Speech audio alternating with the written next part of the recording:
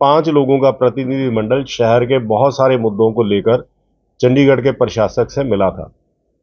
इसमें मोटे रूप से 4 बड़ी बातों को उन्होंने स्वीकार किया और जिस पर चंडीगढ़ के लोगों को एक बहुत बड़ी राहत दी है। सबसे पहले तो पिछले दिनों जो 1979 में पुनर्वास के मकान दिए गए थे, उन मकानों के लोगों की एक लंबे समय से मांग थी कि उनको मालिकाना हक दिया जाए।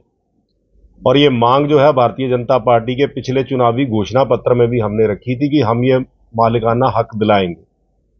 भारतीय जनता पार्टी लंबे समय से इस बारे में कि ये कैसे हक दिलाया जाए अधिकारियों के साथ लगातार तालमेल के साथ काम कर रही थी। बीच में जब ये 2 दिन पहले 25 सेक्टर में सर्वे करने के लिए लोग गए, तो उससे पहले भारतीय जनता पार्टी के लोगों द्वारा ये एक स्कीम प्रशासक के साथ मिलकर जो है इसको बनाने का निर्णय ले लिया गया था कि एक सर्वे किया जाए पूरे चंडीगढ़ के इन पुनर्वास के मकानों का, जो हजारों की तादाद में है, लगभग 13 के करीब कॉलोनीज हैं। वो डड्डू माजरा में भी हैं, वो अपना 37 में भी हैं, 38 में भी हैं, 29 में भी हैं, राम दरबार में भी हैं, धनास में भी हैं, सब जगह पे हैं।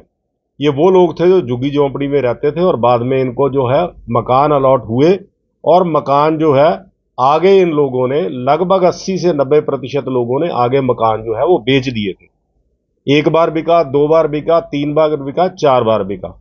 और इनके पास जो डॉक्यूमेंट्स थे वो उनको मलकियत उनकी उससे हासिल नहीं होती थी।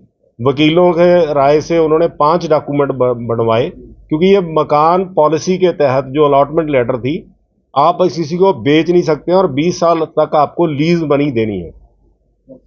और ये निर्णय लोगों ने जब बेच दिए, किसी को जरूरत हुई वो चंडीगढ़ छोड़ के गांव चले गए, तो उस वक्त लोगों के सामने बड़ी समस्या खड़ी हो गई।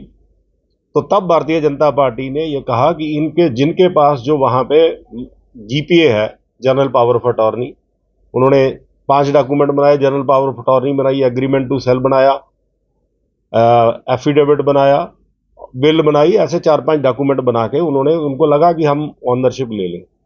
गुड फेथ में लोगों ने ये मकान खरीदे थे। कहा बीजेपी ये सर्वे करवा रही है, वो सर्वे इस कारण से करवा रही है कि लोगों के पास क्या क्या डॉक्यूमेंट है, कौन उसमें उस वक्त मालिक है, ये पता लगाकर 2 महीने के अंदर इस सर्वे को कंप्लीट कर तीसरे महीने में उनको मालिकाना हक दिए जाए। और कांग्रेस पार्टी और आम आदमी पार्टी की मैं बहुत निंदा करता हूं कि जब गरीब आदमियों का हक मिलने का समय था तो उसमें उन्होंने बाधा डालने की कोशिश की है।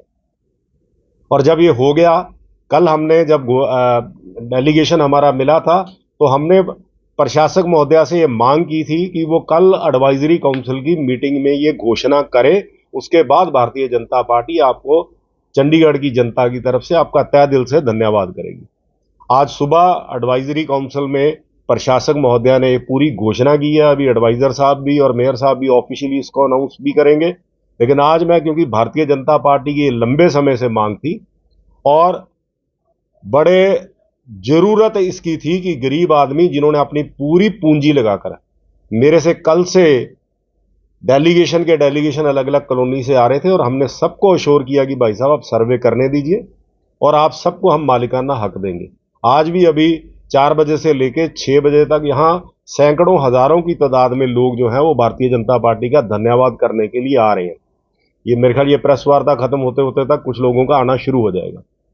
तो मैं ये कहना चाहता हूं कि भारतीय जनता पार्टी ने एक बड़ी जायज मांग को पूरा करवाया है, अपना चुनावी वादा पूरा किया है और कांग्रेस पार्टी और आम आदमी पार्टी ने इसमें विघन डालने की कोशिश की है। और इससे हास्यास्पद तो तब हो गया कि जब एडवाइजरी काउंसिल की मीटिंग में प्रशासक महोदया ने जो है इस बात की घोषणा की, तो कांग्रेस के प्रधान जो है वो वाहवाही लूटने के लिए जो है उसी वक्त एक मैसेज बना के वायरल करने लग पड़े। बहुत बड़ी राहत मैं समझता हूं कि एक जीवन का सबसे बड़ा उपहार मुझे ऐसे लोगों के मैसेज आए हैं कि हमारे जीवन का सबसे बड़ा उपहार है कि जो हमारी जिंदगी की जमा पूंजी से हमने मकान खरीदा था, आज हम उसके मालिक बनने जा रहे हैं।